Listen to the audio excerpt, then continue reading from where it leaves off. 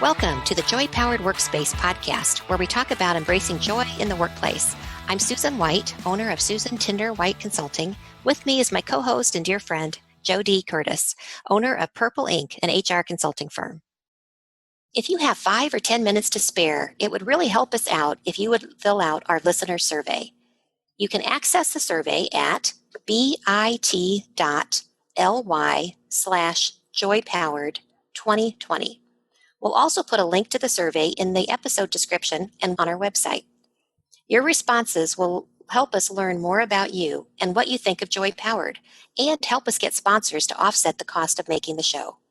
If you take the survey, you'll have the option to enter to win your choice of a set of Joy Powered books, a Choose Joy wrap bracelet, or a spot on the show as a caller in our listener mail segment. We hope you'll take a little time to help us make our podcast the best it can be, and we look forward to hearing your thoughts. Again, you can take the survey at bit.ly/joypowered2020. Today, we're going to talk about employee relations. Bamboo HR defines employee relations as an organization's efforts to create and maintain a positive relationship with its employees. I had a client of mine that I was working with on developing an employee relations function, and they said it a little differently. They said, we want ER here to be an awesome workplace. Yeah, so nice. What can we do to make sure we have a place that people come in every day and they feel like they're being treated really well and it's a safe and authentic place for them to be? Back when I was studying HR in business school, back in the late 1970s, whenever we used the term employee relations, we were usually talking about management and union relationships, and usually in an industrial setting. So when I eventually did land in an HR job, I was surprised because I was working in a large non-union organization, and we talked about how critical employee relations was every single day.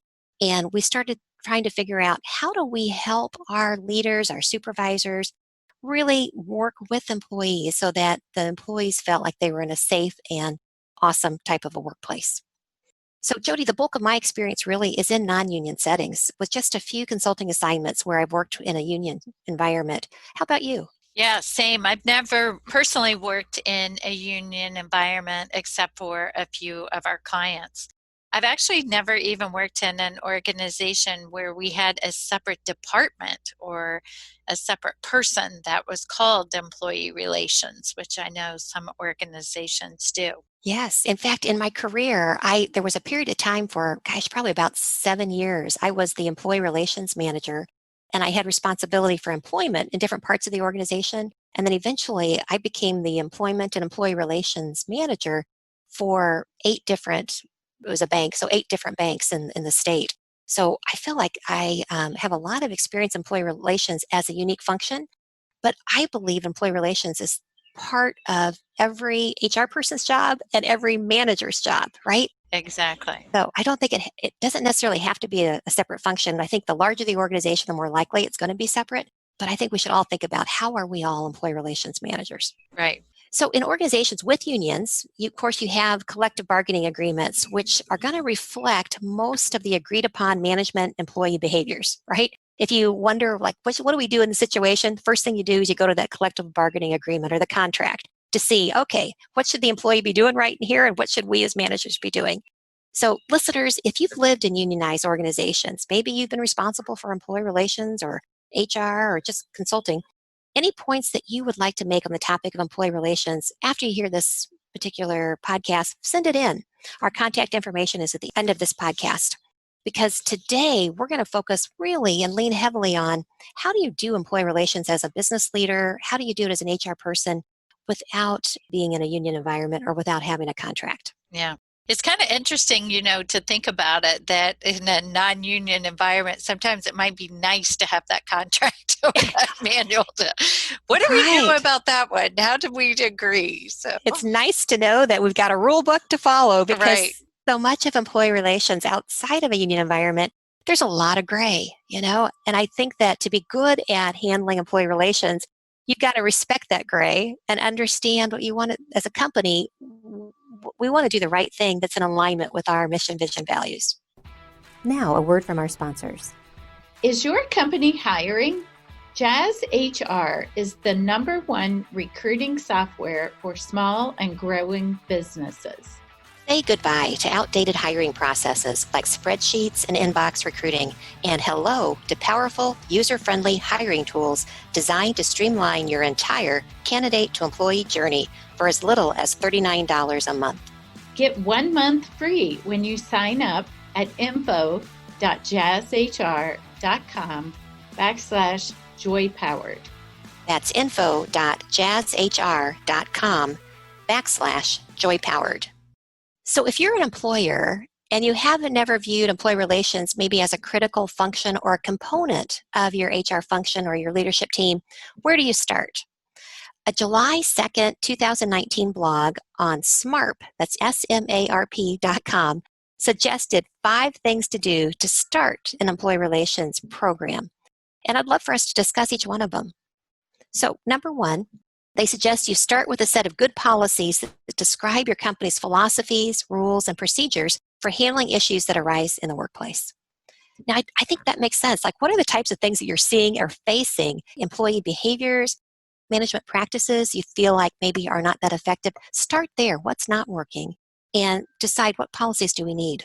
Yeah, so it's not likely going to look like a union contract, right? But at least Right. sort of those basic guidelines that you can refer back to. How do we want to handle this, or what's typically they're more general than you might have in that union contract, but guidelines, I think, is a good rule. And there's so many sample ones available out there. If you belong to SHRM, going to SHRM.org, they have beautiful suggested sample policies to give you ideas as HR professionals. But don't feel like you have to reinvent the wheel. Talk to other companies that you align with, you know people at, and take a look at what type of things do they include in their handbooks and their HR policies. Yeah. Number 2 was to focus on things you can do as a company to demonstrate to employees how their jobs align with your mission, vision, and values, which I think is so powerful as well. I particularly I worked for an organization for 15 years that was very focused on company values.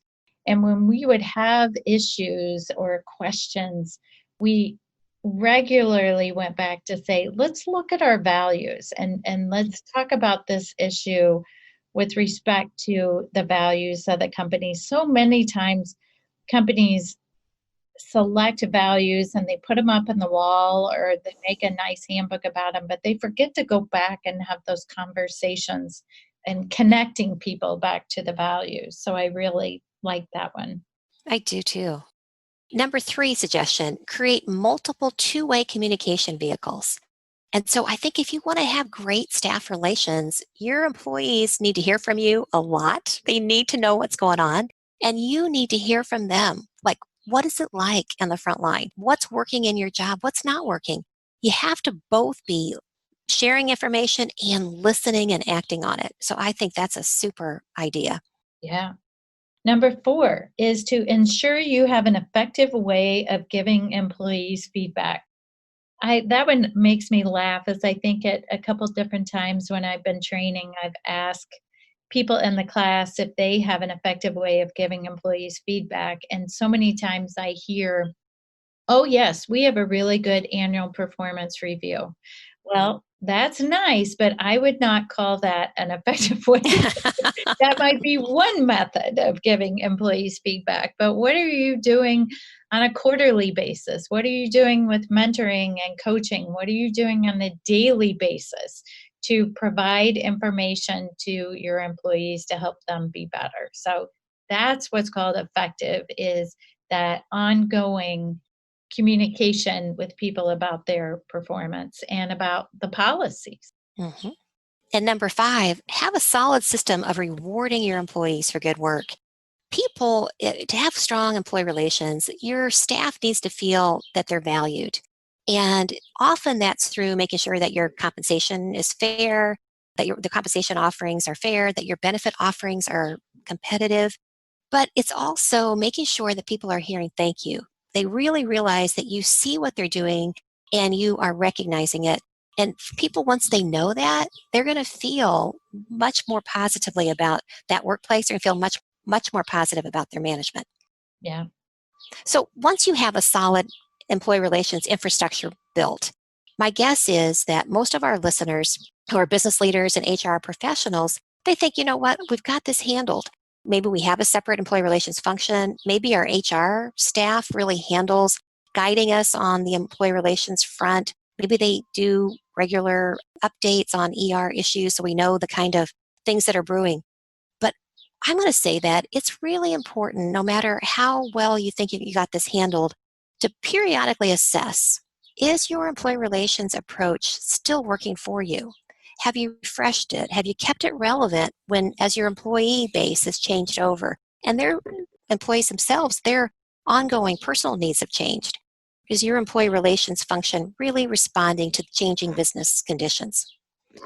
So as I've helped other companies, and I know, JoDee, you have with Purple Link as well, help them strengthen employee relations functions, I think that there's a number of things we should consider. And so if you're doing a self-assessment on how strong are we in ER, here are the things I think we ought to cover. So the first one is, how can we ensure consistent and fair treatment across the organization? So that might be for some of you a center of excellence to ensure precedents are thought out. What I like about that, JoDee, is that if you say somebody on staff is going to be our expert on employee relations, and maybe it means, well, we're going to have somebody in the organization before anybody else gets terminated here, it's going to run through the same person.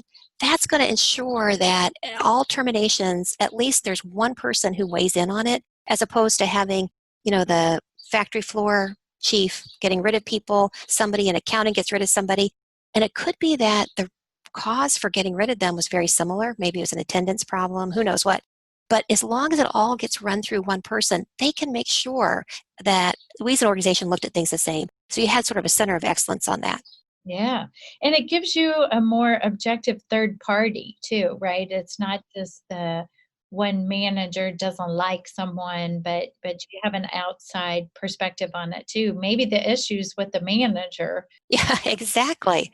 I've seen in some organizations, depending on the size, you might have a line of business manager making a decision. They may have their own dedicated HR business partner or a small staff of HR people, and all of them agree the person has to go. But by actually having a center of excellence, and maybe it's one person, two people, an employee relations department, that they get a second opinion before they make the decision to terminate, I have seen that pay back wonderful dividends, because sometimes the HR business partner who works so closely with the line of management in that particular business unit, they tend to start to feel their pain too much, and their tolerance level starts to mirror or match the clients that they've been with so much. So it's just great having that third party. So sometimes an organization have a center of excellence that is somebody outside of the HR people who always support that business leader. Yeah, I like it.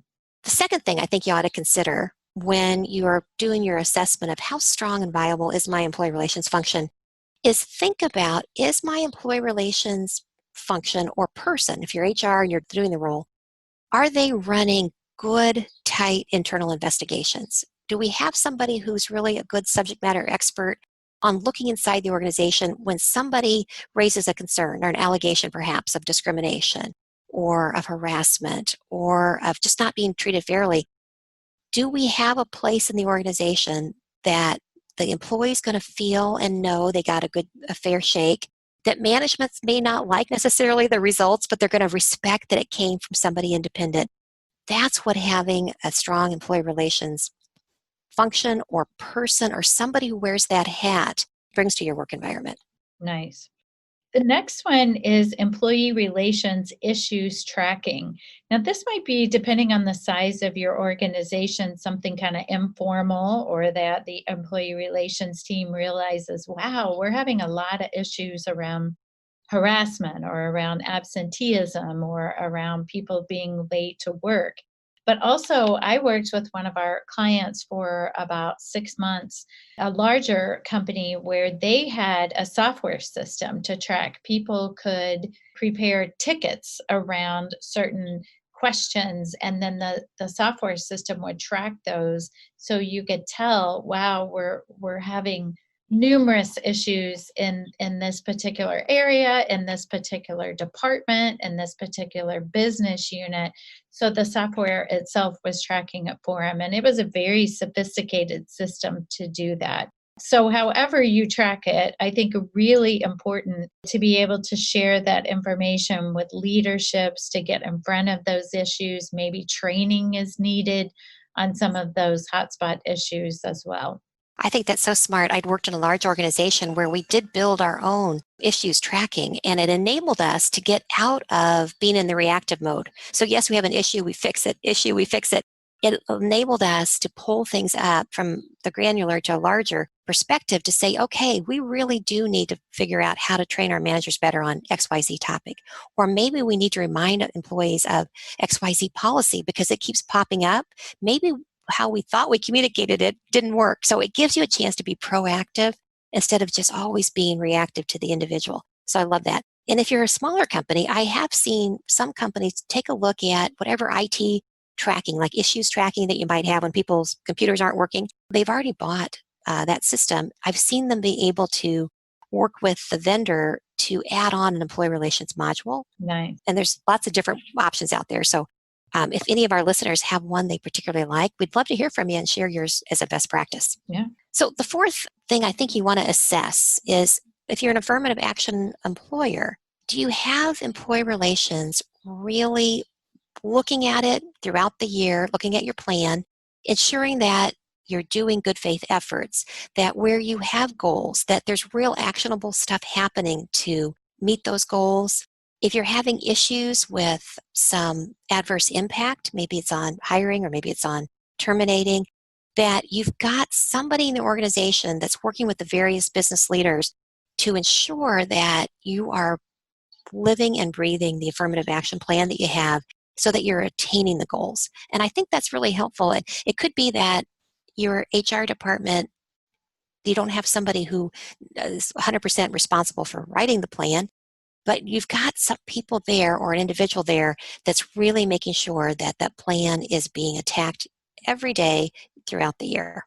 Yeah. The next one is to have a central point of contact on equal employment opportunity charges. So again, an area where one person can see the types of issues that are coming in, the number of issues that we have. They can work with attorney demand letters, employee complaints, sort of an ombudsman of sort that ensures people can bring their authentic selves to work and they know that there's a central point where these will be handled. That's right. And if it's not called employee relations, maybe if you're an HR director and it's your HR department of one, that people know that's really critical to your job. Employee relations is a critical function, including when people have got concerns. You're a safe place. The next thing is for employee relations to have really strong one, you have to think about your management training. And it's lovely if you have a separate training group or somebody who's responsible for it. But if it's you, it's making sure that you are educating supervisors on how to create and maintain awesome workplaces. It's making sure that managers, maybe once a year, you talk about, here's the issues we saw last year. And so as a result, here's the type of fortification we're going to do, the topics that we're going to tackle each month or each quarter this coming year to make sure that we have a workplace where these types of things don't happen. Here's what we're going to do, the positive side. Right. I like it.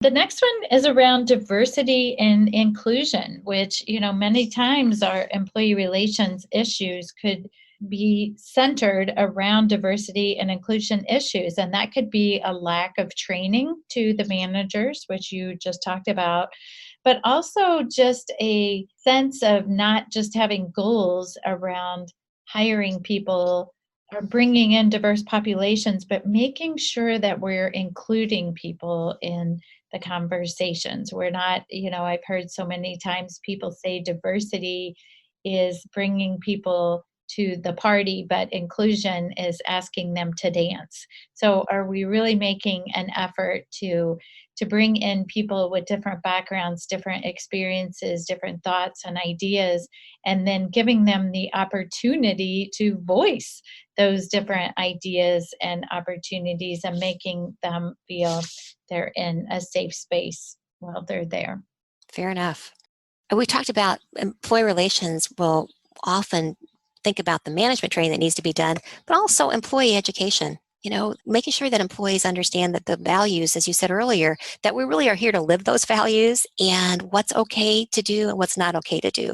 So sometimes that means ethics training, code of conduct trainings, civility training. Here's how we behave in the workplace in this organization. So a strong employee relations function or process will include employee education.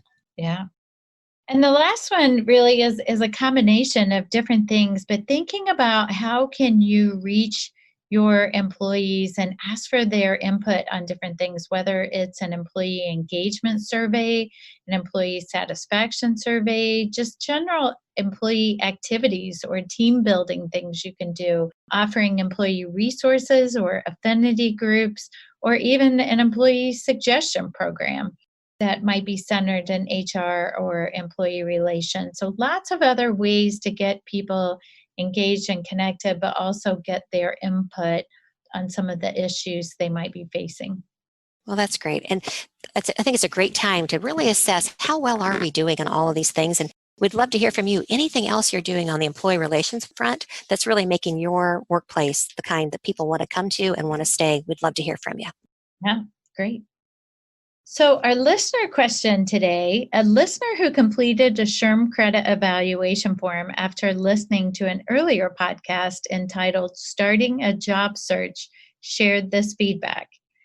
I appreciated the ideas for getting out of disclosing your salary to recruiters. However, as a recruiter, I find people will skirt the question only to be far off base further in the process because they said it was all about the job and the compensation was only a piece of it. Yes, it was, but a bigger piece than they let on. So a lot of time was wasted by both parties. I'd like to see that side emphasized more. If the range given is truly outside of what you want, get out now. What are your thoughts, Susan? I'm going to say, I think you're right. I do. As I do my career coaching, as you know from our earlier episode, I'm always like, don't let it be about money. Get yourself beyond that first pre-screening. Get into the interview with the hiring managers. Don't let salary stop you because it could be that when they realize who you are and what you bring, the job could be evaluated differently. They might bump you up to the next level. Also, we know that on the front end, most of us in HR don't have negotiating abilities. It's going to get the hiring manager involved, who's going to maybe be able to take that starting range and expand it a little deeper into the range when we come up with our offer. But I want to say to you, you're right. Because if you know that you're $30,000 off, if it's a pipe dream that this person coming in is not going to be able to, the company's not going to be able to match where that person needs to be or even get close to it, as long as the employer says, listen, we hope to pay 70 to 90,000 for this job, will that work for you? And if the person says yes, but they really want 120, you're right. The candidate should get out now. Now, if you say 70 to 90 and the individual really is hoping to be at 95, I think it's worth going through because it could very well be the job gets upgraded. But thank you, listener, for keeping us honest on that. You're right. I don't want to waste people's time foolishly, but I think it's important so we have to give and take there. What do you think, JoDee? Well, I think it goes both ways too, right? It used to be back in the day that compensation was never a topic to be talked about in the first interview. But I think sometimes companies are sort of withhold what their range is, and then the candidate wants to withhold what their range is. And Yes. so they're both sort of dancing around until it gets farther down the road. So I would encourage the recruiter or the hiring manager or the company itself to disclose the range earlier as well as the candidate too, so that time is not wasted on either end. Fair enough. So it's time for In the News. Josh Bershin published an article on April 8th, 2020, regarding a survey done with MIT Sloan Management Review and Culture X to learn what HR teams across the world were doing at the time in response to COVID-19. I think as we continue to learn lessons from this pandemic, we will reflect on how integral HR was to the ability to pivot and handle probably the biggest interruption to business operations that we've seen in our lifetime. So remember, this was back in April of 2020. The top 5 topics on the minds of HR professionals at that time were, number one, the health of their employees. And that, JoDee, doesn't surprise me at all. I think that most people in HR are very caring people. So they're concerned with keeping their staffs healthy. Number 2 on the list was transition to remote work. It was wild how fast people had to get laptops in people's hands, get people safely at home so that they could work out of the quarantine in their homes to the degree possible. Third one was create engagement with their staffs working remotely. I heard that from a lot of business leaders and HR professionals. How do I keep people feeling engaged when they're all, or many of them, are working from home? Number 4 was protect employees' jobs. I think figuring out how do we make sure there is a workplace still in existence for people to come back to, especially when they had to furlough or temporarily lay off people. And then number 5, worry, of course, was the continuity of the business operations, right? How do we make sure that we keep going, because many of us have clients that we need to serve? How do we keep it going? We've got some people working from home and some people not being able to work at all. So Josh stated that before the crisis, fewer than 50% of companies had remote work programs, and didn't that change overnight? Josh said one of the most important HR capabilities that was tested during this time is agility. HR departments had to build a crisis response muscle, learn quickly how to distribute authority and coordinate activity, and implement real-time data collection, listening, and communication programs. An amazing time in our history. It certainly is, certainly is. A lot to learn from those quick departments who could be super agile and make that happen quickly. Mm-hmm. Well, thanks for listening today. We hope you tune in again and make it a joy-powered day. Thank you. Thank you for listening. We hope you enjoyed the Joy Powered Workspace podcast. If you like the show, please tell your friends about it and let us know what you think of our podcast by rating and reviewing us on Apple Podcasts. It helps new people find our show. The Joy Powered Workspace podcast can be found on Apple Podcasts, Spotify, Stitcher, or wherever you listen to podcasts. You can learn more about Joy Powered and find our books and blogs at getjoypowered.com. We're at Joy Powered on Facebook, LinkedIn, Instagram, and Twitter. Sign up for our monthly email newsletter at getjoypowered.com/newsletter. If you have comments, suggestions, or questions about anything related to business or HR, you can leave us a voicemail at 317-688-1613 or email us at joypowered@gmail.com. We hope you tune in next time. Make it a joy-powered day.